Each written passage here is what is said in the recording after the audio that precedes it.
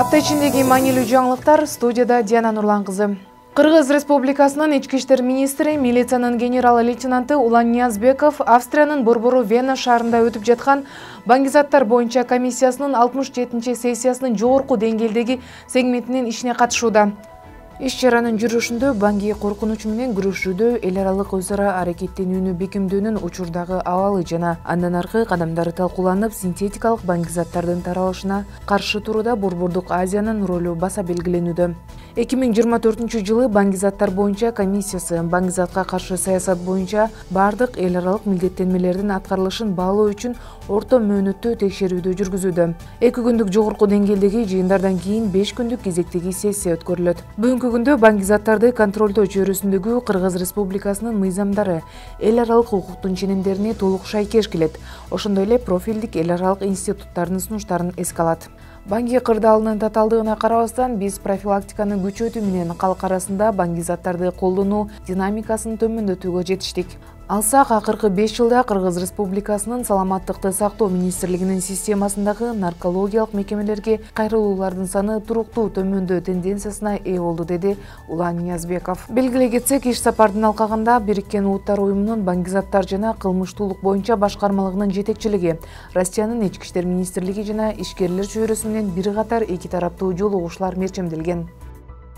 Венада өтүп жаткан Бириккен Улуттар уюмунун баңги каражаттар боюнча комиссиясынын 67-сессиясынын жогорку деңгээлдеги сегментинин алкагында Кыргыз Республикасынын ички иштер министри Улан Ниязбеков Россиянын тышкы иштер министринин орун басары Сергей Вершинин менен жолугушуусу болуп өттү. Жолугушуунун жүрүшүндө кылмыштуулук менен күрөшүү маселелери боюнча өз ара аракеттенүүнүн актуалдуу аспектилери жана өз ара кызматташуунун стратегиялык багыттары талкууланды. 2024-жылдын 11-13 март күндөрү Коопсуз өлкө туруктуу келечек аталышындагы элдин коопсуздугун чыңдоого арналган форум бул жолу Баткен, Ош областарында жана Ош шаарында өткөрүлдү.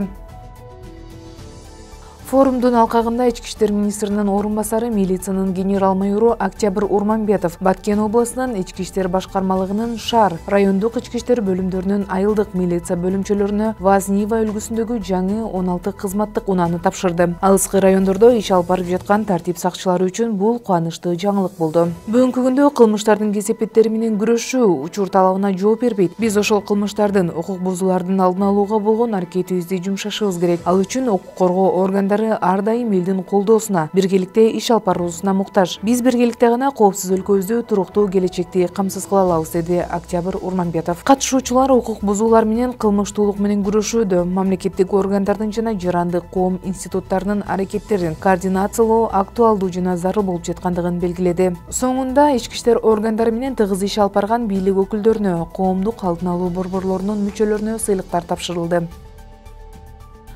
2024-жылдын 13 мартында Бишкектеги мейманканалардын биринде ички иштер министрлиги менен Бакай банк ачык акционердик коомунун демилгеси менен тегерек стол өтүп, анда кибер мейкиндиктеги трансулуттук кылмыштуулук менен күрөшүү, актуалдуу көйгөйлөр жана практикалык өз ара аракеттенүү механизмдери талкууланды.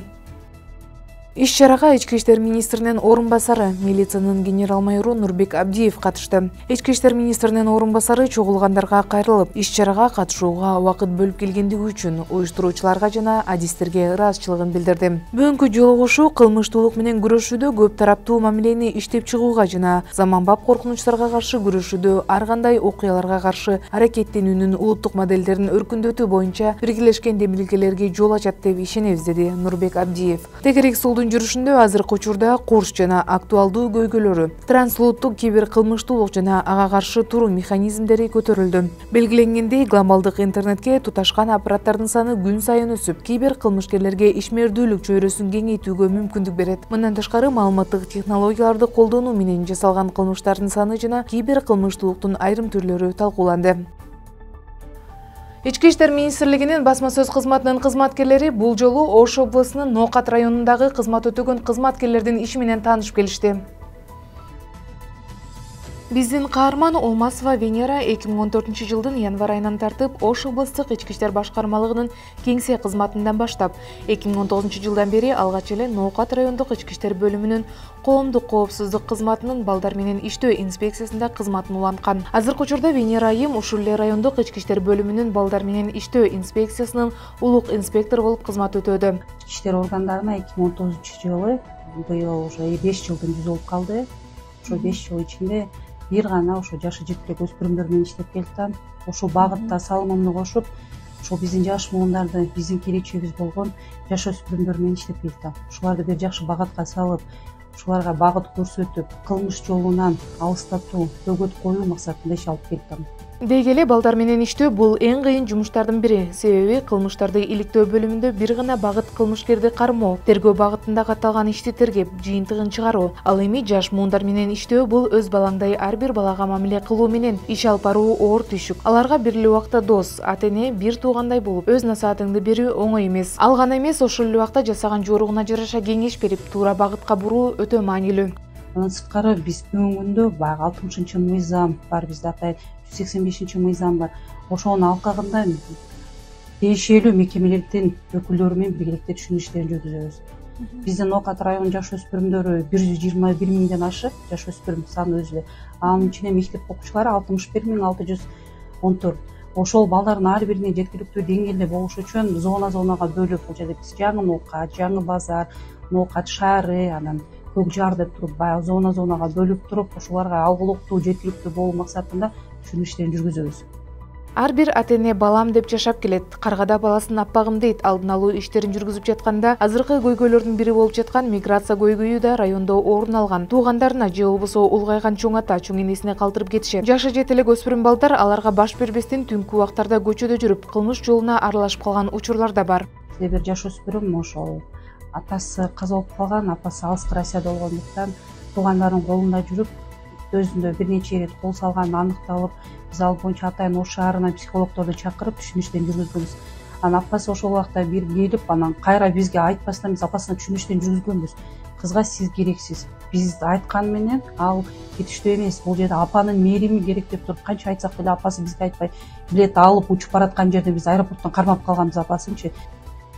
Бул багытта билим берүү мекемелеринде азыркы учурда бир гана сөз менен түшүндүрбөстөн, атайын иш бөлмөмдө балдарга жетишерлик деңгээлде түшүнүктүү болуш үчүн атайын слайдтарды жасап окуучуларга түшүндүрүп келет. Миң уккандан бир көргөн жакшы, ошондуктан видео роликтерди коюп, кылмыш жасаган бала темир тор артына түшүп калуусу ыктымал деген мааниде түшүнүктүү жеткирип, терс аракеттерге аралашпаганга эскертүү иштерин жүргүзүп келет. Бүгүнкү күндө жаш өспүрүмдөр менен иштөө өтө татаал. Себеби өзүңүздөр билесиздер, 2020-жылдары баягы карантин убагында баягы уюлдук телефондорду берип, балдарды көп ошол менен жоготуп алдык. Азыркы күндө балдарга бир гана сөз менен айтсам, бул жетиштүү эмес. Мен бүгүнкү күндө өтө слайд шоуларды даярдап, слайдтарды, ошол маалыматтарды сүрөттөрү менен ошол балдарга жеткиликтүү деңгээлде көрсөтүү максатында. Аларга ошол максат жетсин. Кандайдыр бир сөз менен айтсаң, балага жетпей калышы мүмкүн. Видео роликтерди көрсөтүү менен ошол түшүнүү иштерин алып барамын.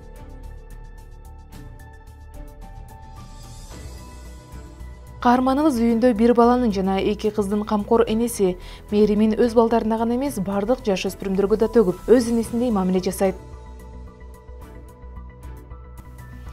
Ош шаардык ички иштер башкармалыгынын 3-башкармалыгынын Ош шаары боюнча уюшкан кылмыштуулукка каршы күрөшүү бөлүмүнүн кызматкерлери тарабынан ыкчам иш-чараларын жүргүзүү учурунда физикалык зомбулук менен коркутуп, опузалоо менен алектенген адамдардын тобу кармалды. Ушул жылдын март айынын башында белгисиз адамдар Кара Суу районунун жашоочусуна телефон чалып, жубайы менен кат жазышкан деген жалган шылтоо менен физикалык зомбулук менен коркутуп, 100 000 сом өлчөмүндө акчага талап кылып башташкан. Коркутуулар адамчыда кыз болуп калганда жаран милицияга кайрылган. Топтолгон материалдардын негизинде Ош шаардык ички иштер башкармалыгына Кыргыз Республикасынын кылмыш жаза кодексинин 208-беренесинде каралган кылмыштын белгилери менен опузалап талап кылуу кылмыш иши козголду. Кармалган 1999-жылы туулган МР буга чейин адам өлтүрүү беренеси боюнча кылмыш жоопкерчилигине тартылган. Андан тышкары башка мамлекеттин аймагында кылмыш жасагандыгы үчүн мамлекеттер аралык издөөдө жүргөн. Учурда жогорудагы жарандардын ушул сыяктуу башка кылмыштарга тиешеси бары жогу иликтенип, текшерүү иштери жүргүзүлүүдө. Өзбекстан Республикасынын жараны 1991 жылы туулган Н.Б. Ош облусунун ички иштер башкармалыгына арыз менен кайрылган. Анда ушул жылдын 14 февраль күнү Кара Суу районунун Кашкар Кыштак айылындагы үйүнөн шериги М.Д. Өкөн тааныштары алдап алып кеткен.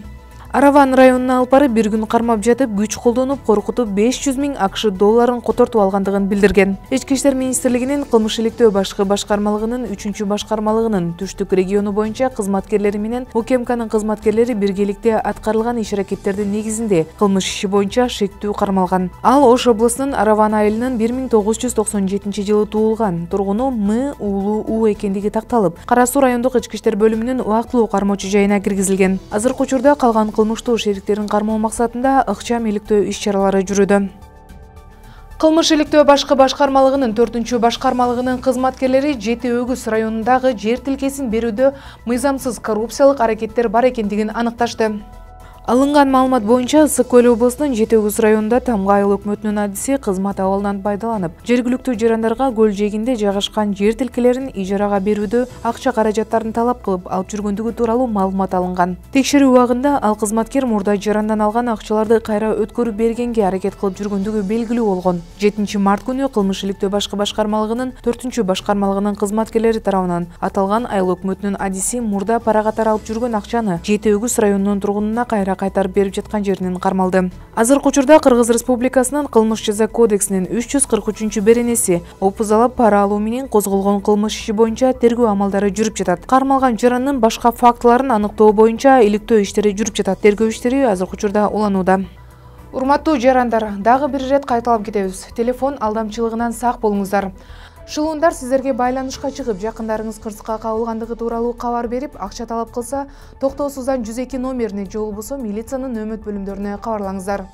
Ички иштер министрлиги, Диана Нурлан кызы.